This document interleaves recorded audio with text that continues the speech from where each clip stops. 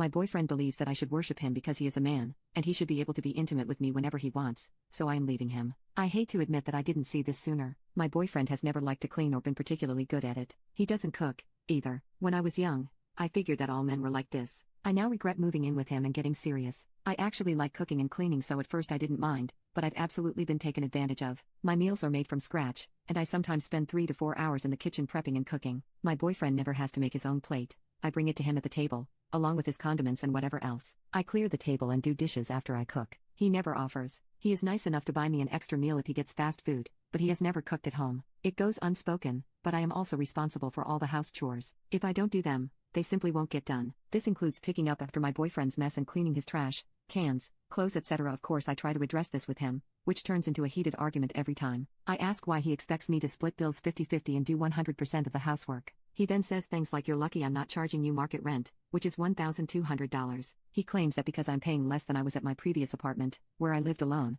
I should just be happy. If I push the arguments any further, he just gets mad and starts. On the other hand, when I tell him I want to leave because I don't like the arrangement, he backpedals and tries to negotiate. Not only have I been very stressed and overwhelmed with my workload, I've also been disgusted with his attitude about the situation, thus I've stopped being intimate with him. I have no desire. He then started making comments like, "You should worship me as a man and I should be able to F you whenever I want." Ew. I'm over all of it, so I'm taking the rent money I would have given him and leaving it with him next week. Thankfully, we had no formal long-term agreement. Hopefully, he will find someone who can keep up with his needs. Edit. Some people were confused about the actual split. It's slightly complicated as some of the bills are grouped together, some are paid monthly, others every 3 months or so, etc. But in short, I do pay less in utilities because I am paying part of his car loan. I don't touch the car. We agreed that he would be doing roughly 50% of the housework. I gave him the full money, but he didn't clean it afterward. 3. The reason I labeled him a sexist pig in the title is that when he is confronted with questions like, "Why didn't you help clean this month?" his only excuse is that he's a man, and men aren't good at that, he's still learning,